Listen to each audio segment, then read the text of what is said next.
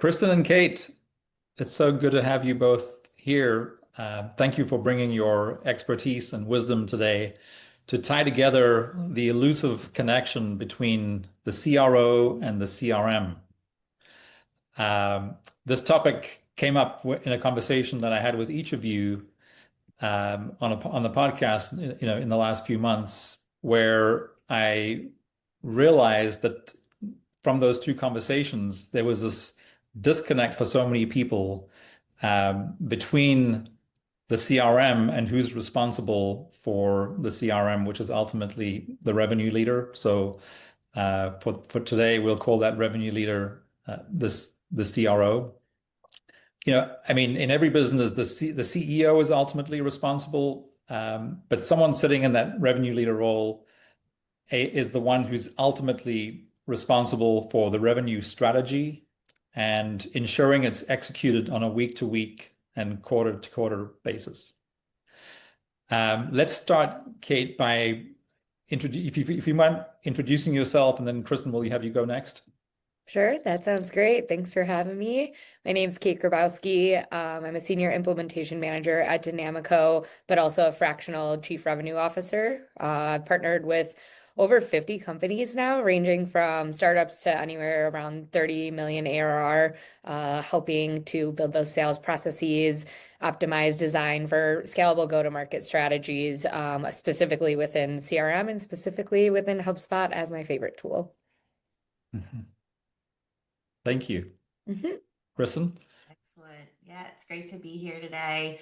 So I work as a fractional chief revenue officer, typically coming in and kicking the business owner out of that sales seat when they're still involved in that, and really taking over running those sales teams. So seeing what that day-to-day looks like and then impacting the strategy of the organization with that. And then, of course, do the CRM implementations that go alongside of that. Work with a variety of tools, HubSpot being one, Zoho is another. So we work with a lot of different CRM systems depending on what the client's needs are. Yeah.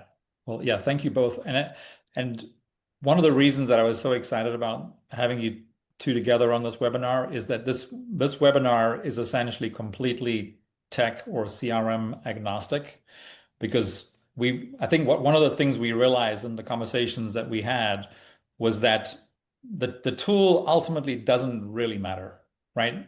And we can always match the tool to fit whatever the revenue strategy is that you come up with as a CRO. So I really like the fact that we're not making this about the tool, because I think that is exactly where so many business leaders are making mistakes, by starting with the tool and not with their revenue and business goals.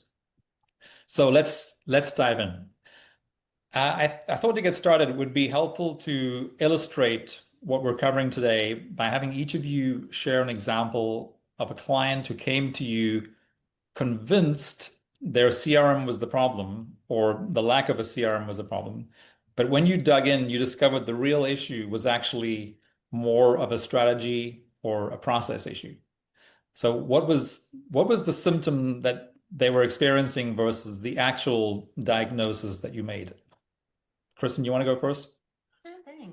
So, one client that I worked with recently came in looking to streamline their process, their CRM, really, because they had one person in sales or two people in Salesforce, they had somebody else in Zoho, and then they had a whole bunch of spreadsheets that they were using. And the real reason why they came to us was that, that symptom that they recognized, the leaders couldn't get the information that they needed in order to make any decisions with, because it was coming from so many different sources. And so they were really struggling with that. So they just assumed, put everything in one place and we'll get the data we need, right? And as we started to dive in and do some more discovery with them, we realized that the reason why they were in so many different systems was because there was no defined process that everyone was using. So because there was no process to follow and there was no real clear direction on where they should be going aligned with a strategy, everyone just formed their own path.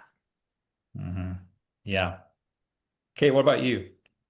Yeah, I would have to say that I run into that same issue all the time, right? And something that we can kind of add in addition there is like The root cause is inconsistent sales definitions and missing those process steps. So a lot of the times people will say maybe like my reporting's the problem. And it's not that your reports are the problem, it's that your data's the problem, because everybody has these very different levels of definitions when you talk about lead statuses or sales cycles and things like that. So I think it's really, really important to come in and define that before you even dig into building out a CRM. That stuff's got to come first. Yeah. Yeah, that's so good.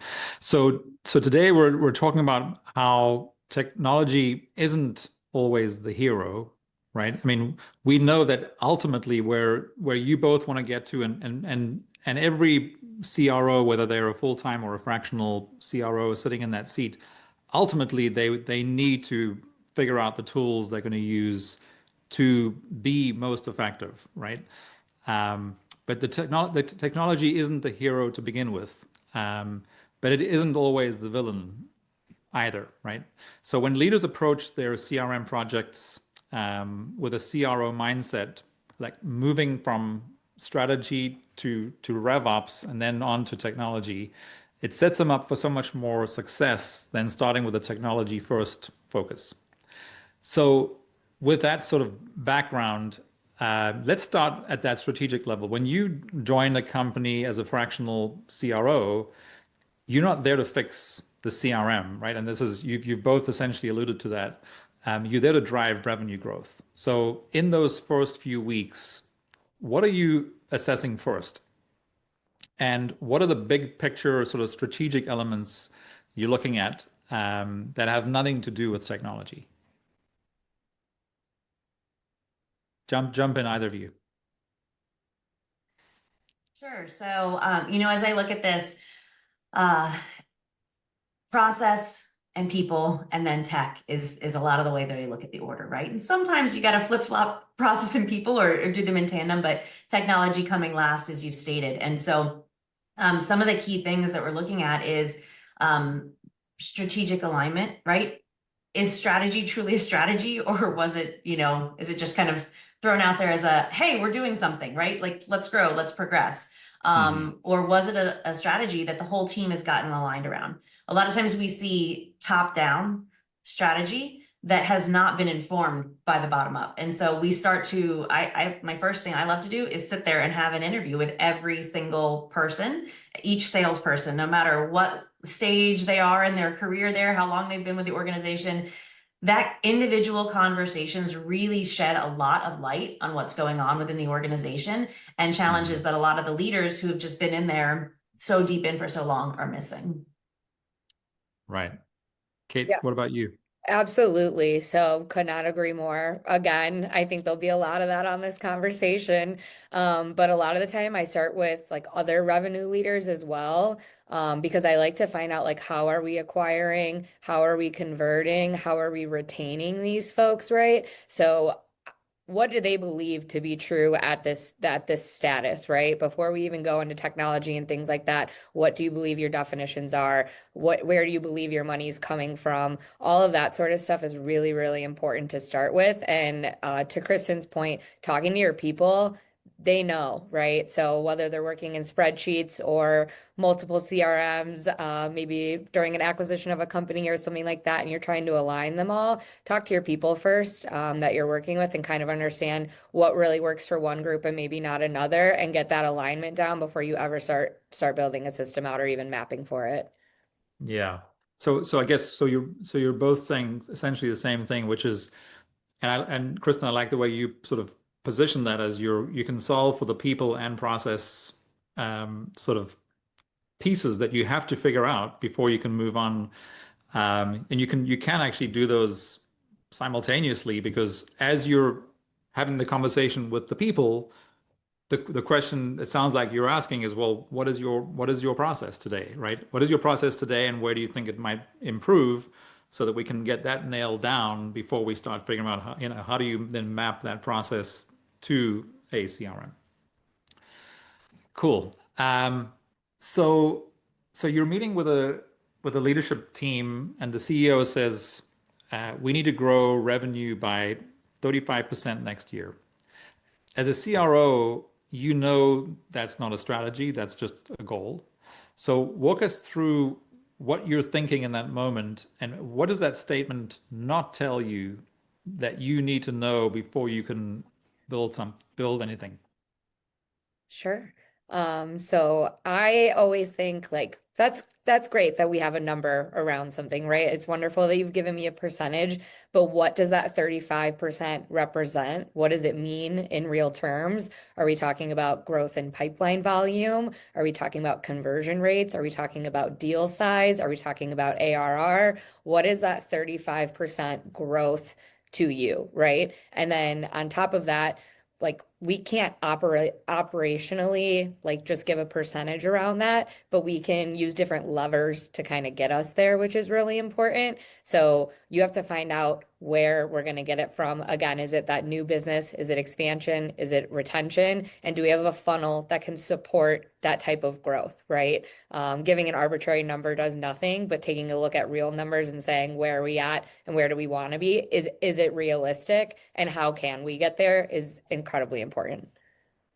Yeah, Mm. 100% agree. That's fantastic. It's really is that why didn't you hit that 35% last year, right? And then, a lot of times, I don't know, that's why you're here, right? So it's asking those questions. What are those elements that we know lead up to that kind of growth? And one of the things you even talked about operationally that I always tell people when we're thinking about this, did your growth strategy also consider operations and fulfillment? Because most businesses have some sort of recurring revenue that's going to build into that too. Is this 35% all brand new, or is any of that based upon retention or growing with the existing client base that we have, right? And so if you end up not fulfilling as well because you grew faster than your operations can handle, then you end up with now you've got, yeah, I grew 35% brand new. Well, I just lost 20% in retention that I used to get that I didn't have now. So it's really weighing out each one of those individual elements. A goal is never just one number, and a strategy definitely is not. Absolutely. Yeah, so maybe as kind of an add-on to that one, you're both starting to talk now specifically about the data component, which is so, Kristen, you were saying earlier, it's, ultimately it's people, process, and technology. We talk a lot about, we sort of add the data component there too, which is, people, process, data, and technology, or technology and data, because ultimately data is the one thing that we're measuring and tracking, as we go. So maybe we can come back to the data component later, but it sounds like you're sort of it happens organically because you have to have something that you can measure if you want to manage success, right? So and Kristen, maybe you can go first on this one. So can you give us a specific example of a time when a client told you what they wanted, and when you dug into the why, you realized they needed something completely different? How do you help people realize the gap between these two things, the what and then the why? Mm-hmm. Yeah, so this is a great one, and it really does come down to the data a lot of times, right? When we look at that, that's the first thing I do is investigate. As we talk to the people, and I've already had that conversation, and we understand what everyone's vision is, where they want to go. It's getting to that next step of, okay, your vision is that you want to see growth. Your vision is that you want to be able to deliver this more to people. Maybe it's a very mission-driven sort of a vision, or maybe it's a financially driven vision. But there is this big disconnect from how we're currently doing things. And a lot of what's missing is a process, right? And when we look at what are those steps in the process that get us there, that's when some of the gaps start to be filled in, right? So if you've got A, B, C, D, E for your steps, and you're just leapfrogging C every single time, there's probably something that we need to evaluate there in just what your fundamental belief on how you're operating your business is. And maybe C is absolutely unnecessary, but we have to understand that it was there at one point. Why were we considering this a very important stage? Maybe it's a negotiations stage, and we've decided to just leapfrog that, and we just go right into proposing to somebody too soon before we discover enough, right? All of those types of things are really key. And so if we can look at what has been measured, as in how long did you stay at each stage in your process, perhaps is a great way to discover this, right? Or how much time, what stages did we typically lose a deal at? So many people just go, oh, yep, mark that as lost, put a reason why, oh, they stopped responding. What part did they stop responding at? How many times did we attempt to follow up with them, right? And all of this goes back to what Caitlin was talking about. The keys are in the data of, these activities that are taking place. Right. Yeah. And Kristen, as you were answering that, it's like one of the things that it reminds us of, which again is another thing we see a lot of, is with the challenge and the disconnect with CRM implementation, supporting RevOps and the CRO's strategy, is that just because you had a process and a strategy that worked last year doesn't mean it's going to continue to work, because things evolve as your business grows, as you add salespeople, as you add customers, as you maybe shift your focus from net new to expansion. All these things are going to change, and that's I think another good reminder that your CRM has to evolve with the strategy, and the RevOps, of course, that supports that. Cait, do you have anything to add to that sort of what versus why question? Yeah, absolutely. I think like Kristen's example is phenomenal, and I've seen it so many times coming into companies. A specific example would be kind of even around that contractual stage. I had a specific client, and I mean, their sales cycle was great. It was like 30 days, but once it got to the contracting stage, deals fell. They were gone or they disappeared for like 60, 90 days. And it was all because of something that was in the contractual language. But they would have never known that had we not start defining these, saying, what are we finding out in each one of these stages? How long should they be taking? And why is it here that we're falling off? If it's the same reason over and over again, that's something that we can change and then make that really productive for ourselves, right? And all of a sudden we saw that gap close and the contracts come through, and we were able to remove and edit what was actually just in the language that was stopping people from moving forward from a compliance perspective. So it's not always necessarily your reps. It's not always necessarily your system. It could be something outside of that control. But if you build a CRM the right way and you have those defined stages, assign ownership within there, and map those metrics to your actions, you can really surface a lot of things that you wouldn't think you're able to. So yeah, spot Yeah. on, Cait. That's awesome. Yeah. And it sounds like we're organically now sort of moving from some of the strategic challenges that you've both helped, business owners and business leaders sort of overcome and figure out more about the why and then the what that follows. So we're sort of moving now and sort of starting to translate what you're unpacking and finding on the strategic side, and starting to translate that more into the operations piece, or as we commonly call revenue operations, which again supports, for those who don't know, supports sales, marketing, and customer service together as one team, one function. So we've established that the strategic clarity in that first phase is critical, and that the revenue goals and the metrics, you're figuring out what the metrics are that matter and where the team needs to align, which of course is all part of why RevOps or revenue operations became a thing, was because of the misalignment, the notorious misalignment between marketing and sales, which fortunately seems to be disappearing more and more every week. So now comes the translation work, which is how do we go from strategy and so walk us through the process. How do you take those strategic priorities and then turn them into operational processes for those teams? Cait, you want to take this one first? sure, absolutely. So you're right. It's getting better, right? That translation between those three kind of parts of RevOps. But we are really that translation layer. I think a lot of the disconnect comes from siloed KPIs. When they're not matching and there's no single owner of the revenue process, it becomes, this is what marketing does, this is what sales does, this is what customer success does. they have to all align to that major goal, right? And if they don't, how would you ever be able to kind of spin that data up and understand where any of the discrepancies are? They're three completely different verticals.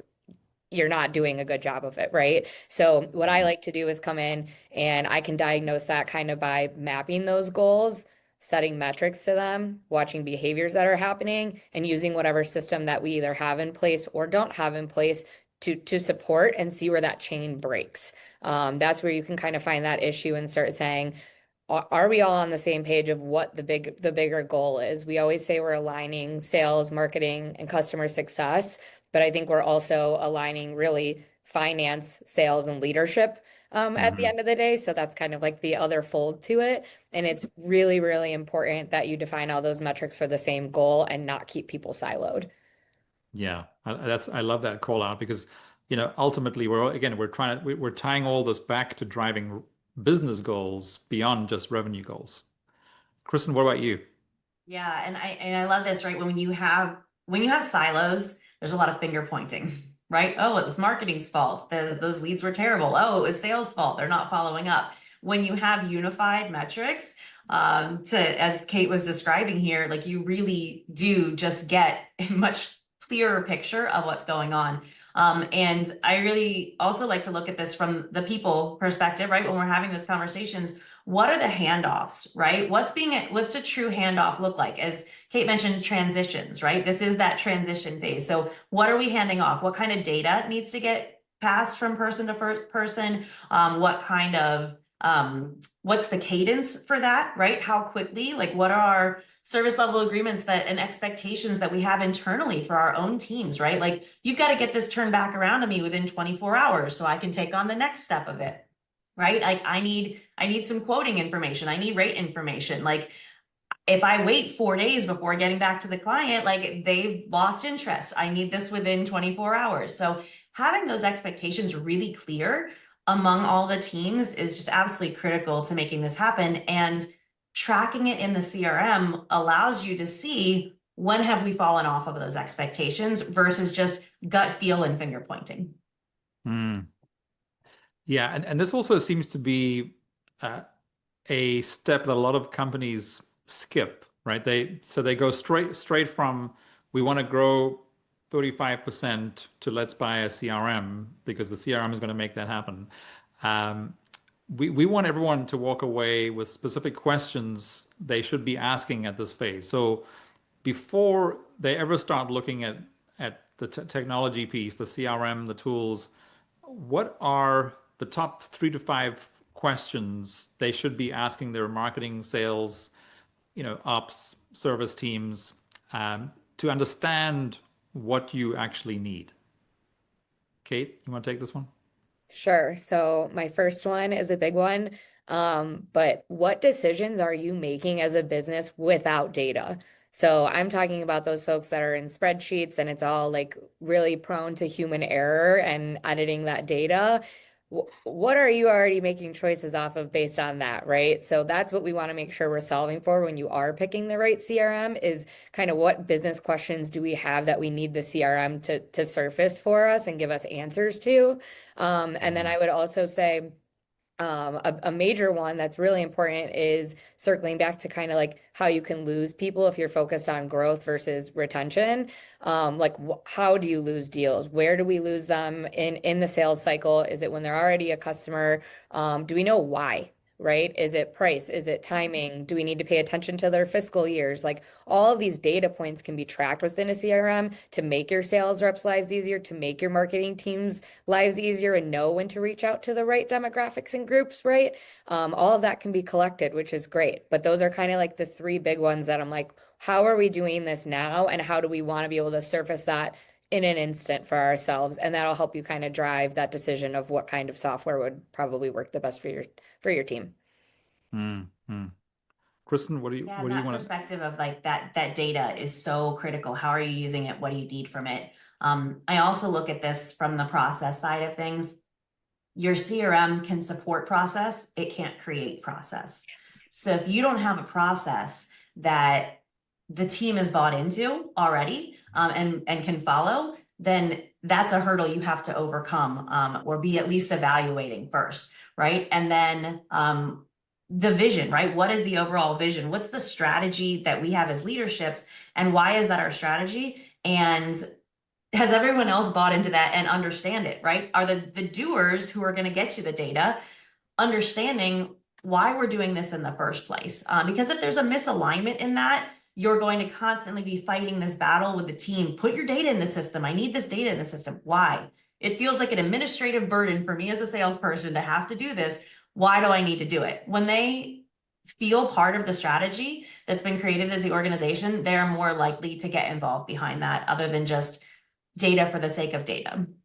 Yeah. Yeah, I guess the one word that really stood out to me through both of your answers there is clarity, right? It's the more clarity you can have from the very top and every level, the more successful you're going to be, because everyone knows where they're going. And we use a lot of EOS terminology because a lot of our clients run on EOS, and again, it's just all being aligned and rowing in the same direction, which, Kristen, to your point, that needs vision clarity at the top, but then, Cait, sort of to what you were saying around the specific metrics that we're tracking, they have to be clear and real before we can start mapping those to a CRM. So yeah, so clarity was the word there. Did you want to add something, Cait? Yeah, I just think it's really interesting. And another like kind of piggyback off of you there, Kristen, is what I heard from what you said, adoption, right? So you have to think about that as well. And with everything that you just explained, all I'm hearing is like, how can you get people to adopt this, right? Is it already their process? Again, does that process work for them now? Are you just forcing them to do something completely different? You're going to get that friction. You're not going to get the adoption, and there's no reason to move forward if your team's not going to go with you, right? And I make the joke a lot. Brendan's definitely heard it from me before, but sales reps don't want death by 1,000 paper cuts. They don't want to add in all of that data. But if you can give them a reason why we need that, or how it's going to improve their sales and their paychecks, they're going to get behind it really quickly. And it'll also help fill in the back end of CRMs to create automations for them. So it's like the effort you put in is the effort we get back out of the system. And as long as you have people adopting over time and kind of at the process and the level that they're at, you'll see incredible success from a working CRM. Yeah, no, really, really good. So moving on, so both of you, work as fractional CROs, which means you see patterns across many different companies.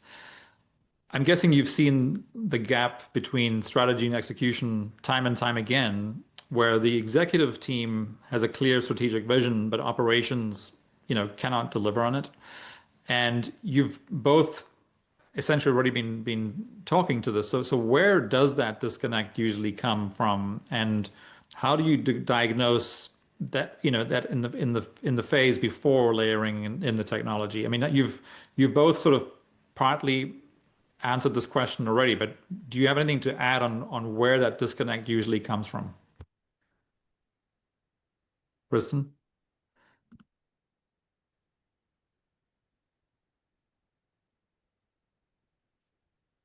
Kristen, you still with us? Sorry, there we go. Okay, I'm back. I lost the connection. So I'm gonna say, let's have Cait answer first, and I'm gonna respond to her, if that's Sounds all good. right. Sure. Okay, did you hear me okay? Yeah. Yes. So I mean, I'm just going back to the disconnect comes from those silos.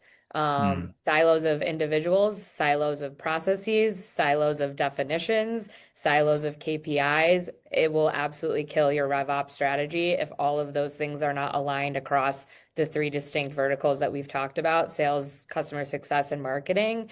It'll never align if everyone's kind of working out of their own, what goal do we have? This is what we want. Marketing wants to bring in X amount of leads, so we expect sales to convert X amount of leads. And maybe sales isn't meeting those metrics because it's not the qualifications that they would consider order to move somebody forward in a deal, right? So like I cannot stress it enough. Define your process, define what your lead status is, life cycle stages are, all of that good stuff across all three, and you'll have a lot clearer insight into what's happening in your organization. Right. Yeah. So again, clarity and communication. Kristen, Yep, do you want to and add that is, something? yeah, I just wanted to say that clarity of process is so key as you're describing, because it really does help you then identify when something's not working so much faster. If there is some vagueness, some ambiguity into how your process is going, it takes you so much longer to identify the source of an issue. If the process is very clear, like to the earlier example, I could know that there was language in my contract that was causing the problem because I have a very solid process and I saw exactly what was happening. So super Mhm. critical there. Yeah, this is awesome. So by this point, you know, you've got the sort of the process and you've got the strategic clarity and the operational design. So now we move into the technology piece, right? Only now, which I think is really core and why we were excited to sort of have this webinar. Um, you have to do all these other the steps we've talked about in this first half hour. You have to do that before you can start talking about the technology, the CRM, the tools.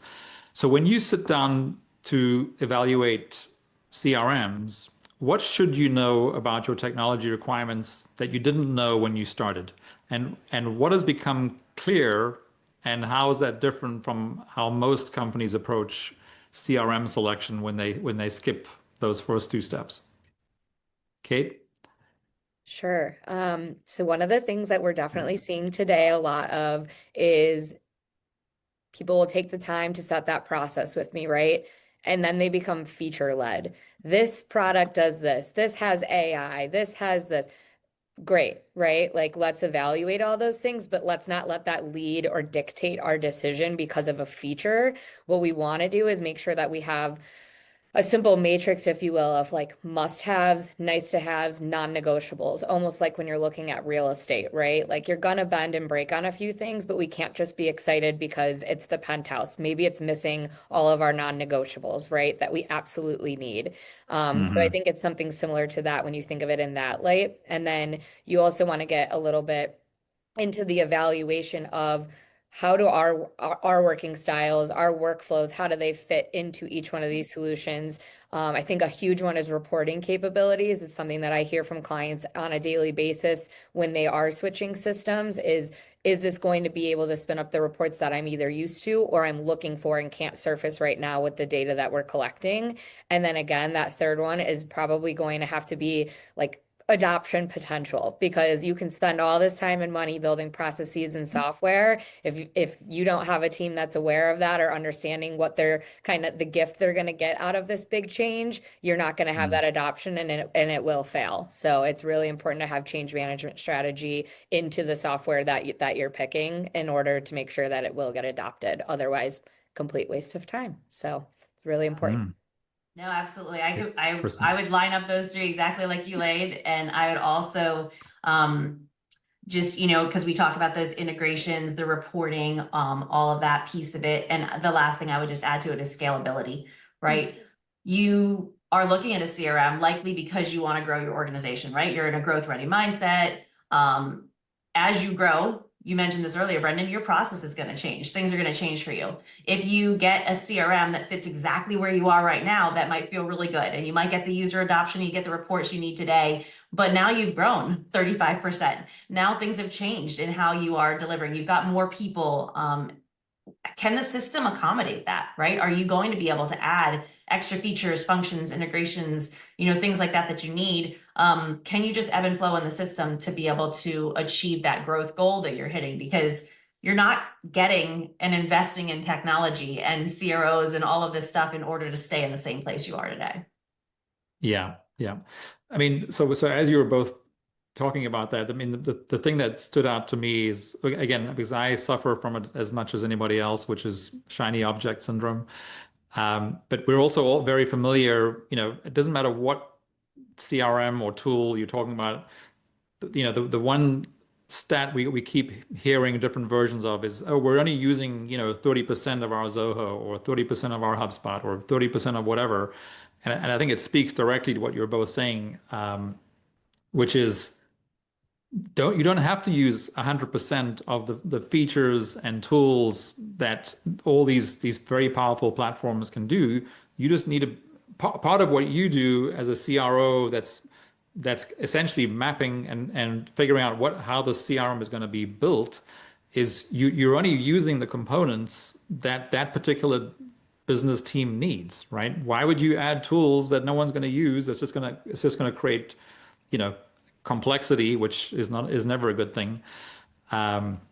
So yeah, I really like that idea of like it's a sort of a reminder that you don't have to use everything that a powerful tool has to offer. You only use the parts today that you need, and then Kristen, to your point, in a year from now, once you've grown 35%, assuming you made the right choice in the beginning that allowed for that growth, not just for 35% next year, but in the 35% after that, can the product grow with you, and then you start adding more of the functionality as you go. Yeah, I think we see that a lot too with like the great point from Kristen's on is like simplicity just scales so much better than complexity. So what we want to see is usage, not people saying this is too much to use or it's way too much to learn right now because they're still doing their jobs day to day, right? It doesn't mean that the system can't scale. Actually, most of them are set up to scale like incredibly well. Yeah. So I think always start with the simplistic way, get adoption going, and roll things out in phases. So I think that was a great point. Yeah. Okay, so now that we're speaking more specifically around tools, so as a CRO, you've now created the clarity around, the sort of the strategy. You started getting into the sort of the operations of how to operationalize it, how the processes are going to work, and how the handoffs between marketing and sales and customer service are going to work. And we're now getting to the point of choosing the tool or the CRM. So what are the three things that need to be true about the strategy and the operations before they're truly ready to evaluate the technology? Kristen, you want to take this one?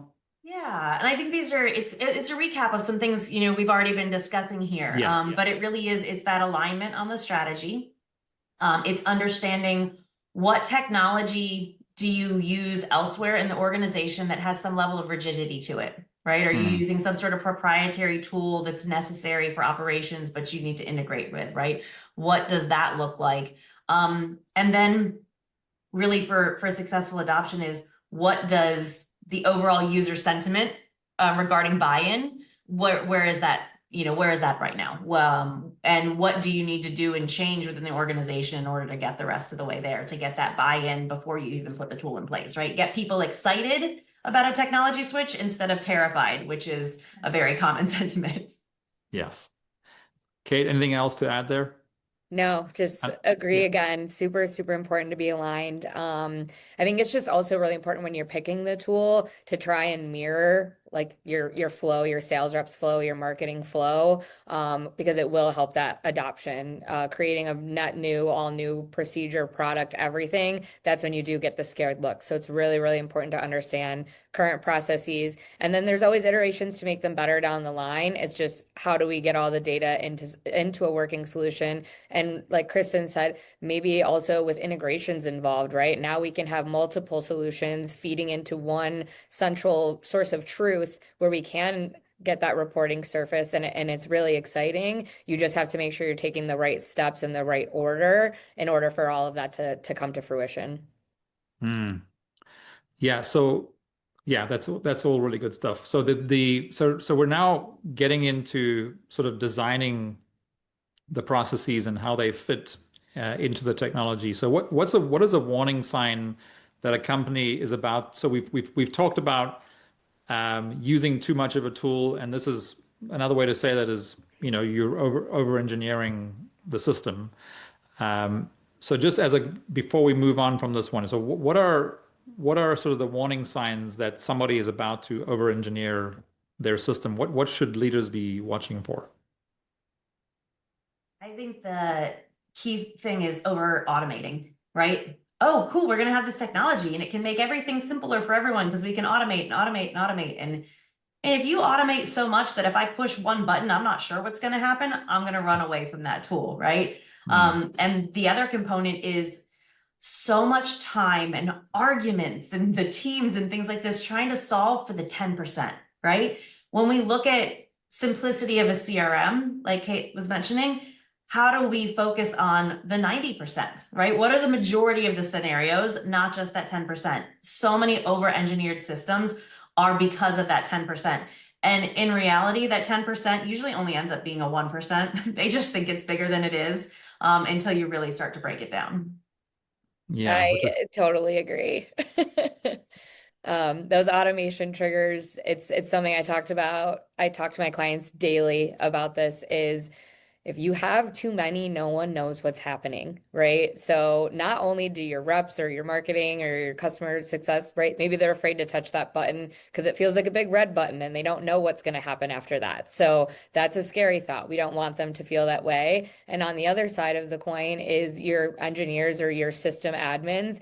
If they didn't build the solution, right? They have no idea how this stuff is getting automated, especially if it's layered incorrectly. So it's super important to take the time and make sure that you're not over engineering because like I said before, you can always add. It is so much harder to untangle and to unweave all of the automations, especially if they're dominoed or waterfalled into one another. It's a lot easier if you start small and keep adding. okay. So again, the I guess the summary there is only use what you need, only automate what you need, only use the tools that you need. Don't do those prematurely. Absolutely. So for anyone listening right now, so they're 3 months into their new CRM, and it's not going well. Can you walk them through your diagnostic process and questions that you would ask to figure out if this is a tool problem, a training problem, or like you were saying earlier, Cait, about adoption, um, a change management problem, or we skip the strategy step problem? How do you diagnose where the issue is? Kristen? Yeah, so hopefully when you set this up, you put a lot of those KPIs in place. You put those measurements in place right off the bat. If you didn't, put those in place now because that's going to be the key to your diagnostics. You're going to be looking for activity, trends, usage. Is the team actually going into the system and taking the steps in a timely manner, or is all of the updates taking place 24 minutes before a sales meeting, right? Or are they using it daily, right? Looking at that activity that's happening and how people are engaging with the system is just a critical component to understanding where some of the resistance is. Is it a people issue and it could be training, could be just adoption, right? It could be a combination of that. Or is it something else where maybe the process is flawed? And if we've got these indicators, we can start to identify that the process does have a gap in it that needs to be filled. Cait? Absolutely. I think on top of that, it's something that I find quite often when I come in fractionally is leadership using the CRM data in their decision making, or are they ignoring it? So a lot of the times, I'm a classically trained sales rep, if you will. So when I'm putting in that data, I want to know, what am I getting out of this? Are we making choices based off everything I'm putting in here? If you're asking me to do it and I'm doing it, what is my gift? What is my benefit for that, right? As the user that's gifting you all of this great data to make these business choices for us, for yourselves, whatever it might be. But I think that something I see a lot is when there is poor adoption is that the leadership isn't even using the tool for surfacing that data. And I think that that's a huge issue is they're expecting everybody to use it, but they're not calling it back in front of those users and saying, hey, thanks for filling all this out. We now understand our contracts were the issue. It was never you guys. We're going to fix that. And now you're going to be able to close your deals in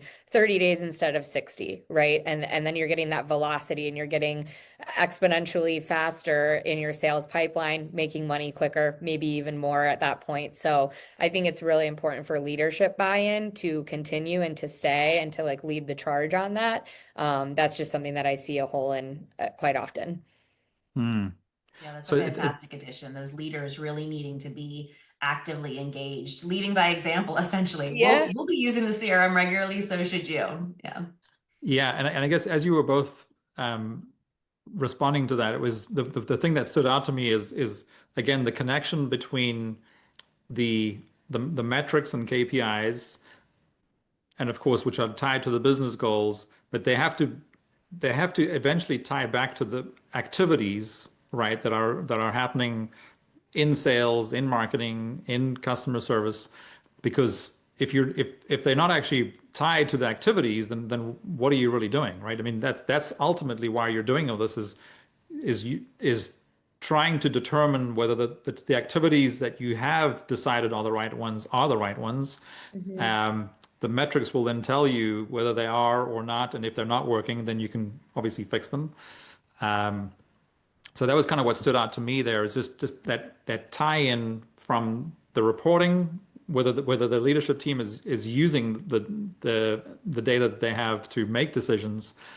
But the more tightly it's tied to the activities that they're all tracking and helping their team do more effectively, the more successful it sounds like it'll be, right? Yeah, For and I think sure. another good point that Kristen had made earlier is those internal SLAs, right? Between those three teams, like you tie all those pieces together and you're going to have an absolutely wonderfully working machine. But it's really important to have those KPIs and those metrics that you're tracking between the teams to see like, are we falling off on sales picking up a marketing lead? Did sales say, hey, I have a client that needs help renewing their contract and customer success took too long? All of that can be tracked within your CRM. And it's not to be big brother, it's just to make sure everyone's kind of following the rules that we all set forth, you know? Mm-hmm. And to that Yeah. point about that tracking and the big brother, right? That is a lot of hesitancy to a salesperson, right? They're just Yep. trying to monitor what I'm doing. And it's also can be very, time consuming to think, oh gosh, every time I send an email, I've got to track this. Well, if you select the right tool, because this is important for you to measure these activities, a lot of these tools can integrate directly with your phone system or with your email. And all of these activities you're doing are getting automatically logged and tracked. So there's not an additional administrative step to those. And that can really make a key difference for people being less resistant to the process. Mm. Absolutely. Yeah. So I'm just looking at the clock, and I'm concerned we might start running out of time. So maybe for this next question, either of you can jump in, but maybe we'll just have one of you answer this one, which is because we've been talking a lot about the mistakes that we see, but we also want to make sure we also want to give an example of when this is done right, right? So would one of you like to share an example of a company that did this right from start to finish, where they built sort of the RevOps foundation strategically before choosing their CRM, and how did their outcomes differ from those you've seen where this approach was the opposite order, where they started with the technology? Who'd like to take this one? Okay, you want Sure, to go I'm for happy it? to. Yeah, Yeah. either way, it doesn't matter. Yeah, no, go for it. So I'll actually use an interesting example where a client had already had a CRM in place, very low level. I call it jokingly the little black book in the sky. Like we're just keeping some data points in there, some contacts, maybe things like that. What we ended up doing was reconstructing their entire go-to-market strategy and process and metrics first. Then we selected a CRM that reflected those choices, right? Again, not led by features, but led by how will this work with what we know to be true for us and what works for us. Um, Hmm. and once we were able to do that and implement that CRM, we were then able to highlight something that was really interesting was they were actually selling to the wrong vertical. We realized they were selling to a completely different group of people that don't have the funds to pay for that. And then we were able to actually find their ICP from building from go-to-market, the process, the metrics, selecting the CRM. And once we spun that all up and we had all that old data that we put in and was clean data, right? We were able to figure out that they weren't even selling to the right group of people in the first place. So we were able to change that strategy afterwards, keep everything clean and keep their process the same. We just realized they weren't getting the checks from the right people. So I thought it was really, really interesting. But these people took the time, took a step back, did all the hard work, and it paid off in dividends for them. So that was a really, really fun example. Mm. Kristen, do you have a quick one you'd like to share? Yeah, I think that's a great one. And I love that result, right? That's phenomenal to be able to see that change. Yeah, so I have one where it was really the cross-departmental impact that came about it. So we did evaluate from, we did marketing and sales and customer service, and we also included operations and finance in the discussion. And so we looked at this as a comprehensive team because we were putting all the elements in place.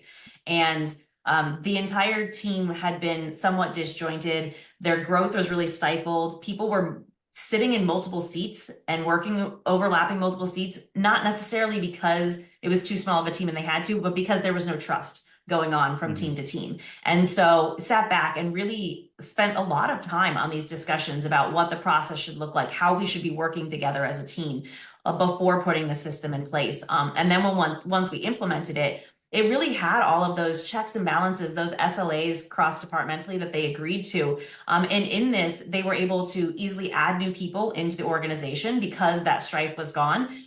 There was greater just satisfaction among all the team members. Just happiness in the job just went up significantly because the battles were gone, because this was all alleviated. And it was really just because everyone had a clear picture of what was supposed to be done and who was supposed to do it, and why they were doing it, why they were working together on this. And so just to be able to take frustration that existed within a small organization and eliminate that by putting a process in place and the tool that supported that process to make sure that, once the CRO left the room, it was still going. That was fantastic to see that happen for them. That's awesome. Yeah. Okay. So one of our promises today was to help people understand the warning signs of costly mistakes. So based on everything we've talked about, so strategy first, and I think the two examples you just gave were perfect examples of, like, if you start strategically, chances are it'll be success. Then so you go from strategy to operations and then technology. What's the most expensive mistake you see companies make during CRM implementation, and what's the early warning sign that could have caught it? Cait? Sure. So I'm always going to say that the biggest mistake is buying tech before you know your process. So again, the excitement around the AI and all of these wonderful, honestly fabulous tools that exist. We don't need all of them. We cannot be feature led. We have to have process clarity first. And I think a lot of the times people get stuck in contracts where they realize, I'm not using that tool. My reps aren't using that tool. We paid way too much for this tool, et cetera, and it's not necessary. So I say I'm fiscally conservative when it comes to buying tech, but that's because a lot of the times it's not needed at the quantity or the scale that people are starting at. Not to say it's not needed, but it's an expensive mistake to have to pay those contracts and not be utilizing it, or maybe not be ready to utilize it, right? Like trying to do everything at once is going to be a huge expensive mistake. You have to roll things out in phases, not only to protect your budget, but to protect the adoption. So that would be my response there. Kristen? Yeah, absolutely. Overbuying and over engineering. So you bought technology simply because it was like, oh, well, it's the flashiest one out there and everybody says I should use it. And it doesn't align with your process at all. So that's a piece of it. And that over engineering where you're customizing and configuring everything and tweaking every little aspect of the system until it's almost an unrecognizable software from where it started. And if you're doing that before you've kind of tested out the core basics of it and know that it works for you, that ends up being a really costly mistake that you're going to have to unwind as you grow, as you scale, and as that process really gets solidified for your organization. So it's almost like the sort of the three pushback questions, which is like, why do you want to buy, this technology? And And then when they give you a response, then you go back and say, well, so that, and then when they give you another response, you have to ask one more time so that, and if it's still making sense at that point to them, then great, then maybe you're doing the right thing. But if you cannot answer that third so that, then you probably are, getting into the technology piece prematurely. Okay, so last one before we leave a few minutes for Q&A. If each of you could give our audience one piece of advice about making their next CRM decision, what would it be? Cait? Sure. So pretty much piggybacking off of what I just said, but if it's not going to help you make better business decisions, it's just another expense. So you can buy every tool under the sun, but if it's not helping you make better decisions and scale your business out, if that's your goal, it's just going to be a waste. So you definitely want to make sure that it's helping give you insight into what your team has already collected. Really good. Kristen, what would you say? Yeah, absolutely. I agree on that, and just adding that kind of the catchphrase of just strategic alignment, right? It's got to be that when you're looking at that technology, when you're looking at what to do, have that strategy in place. And strategies are not goals, like you said before. It's got to be a true strategy, and we've got to align with it in order to not make costly mistakes in purchasing or be premature in jumping into a CRM system. Right. Really good. Okay, so we have a couple of questions here. Let's see how many we can get through here in the next 3 or 4 minutes. Where did it go? I'm going to get my screen right here. Okay, so when is switching CRMs the right answer versus when is it just going to repeat the same mistakes with a different logo? Kristen? Yeah, same mistake, different logo is if you don't have a strategy and a process, right? If you have not, if your process is not clear to your organization, you are just going to repeat the process over again. Yeah. Cait, anything to add? Absolutely. And on top of that, when you talk about integrating systems, right, I constantly have to tell clients, we're not recreating that system. We're integrating it with a new one. So I think that's really important to understand. Okay, so the next one here is how do you balance current needs with future scalability? So we don't want to end up with a big system we cannot use at all, but also don't want to have to do this twice. So how do you balance that question? Yeah, one of the things I love about tools like HubSpot and Zoho and some of these other ones out there that have switches, basically on-off switches. So you can on-off features, right? Go for the simplicity, go for the basics like we've described throughout this time together today. And then when it is time to scale, have something that has the ability to just flip the switch. Now I can turn that on. The feature wasn't there before, now the feature's there, right? So you're not putting this massive intense, overwhelming system in front of people. You're putting the basics and the simplicity there, and then you're just flipping switches as time needs. Yeah. Really good. Okay, so we have time for one more here. So what's one thing clients are convinced they need during the selection process that they end up not using? So and another way, I guess, to ask that is like what's a feature that seems boring during demos but becomes mission critical once they're actually in the system? Cait, you want to take this one? Sure. So I think I probably have a twofold there. One is their reporting. A lot of the times you'll meet clients that say, oh, I'm using a different system for my reporting, so I'm not worried about how we can use it in there. And a lot of the time CRMs actually can use multiple objects and cross in their reporting, which is really nice. Instead of having a bunch of different systems, you can kind of have it all in that central source of truth. So I think that's really important. And then another thing is those workflows, right? It's super, super important to know your sales process and to have workflows that kind of help your sales reps go through that. But you can always scale it out. So it's just important that it reflects what you're looking to start with. Kristen, anything to add here? Analytics and, analytics reporting and integrations and workflows were the two things I was going to say. So Cait nailed it. Awesome.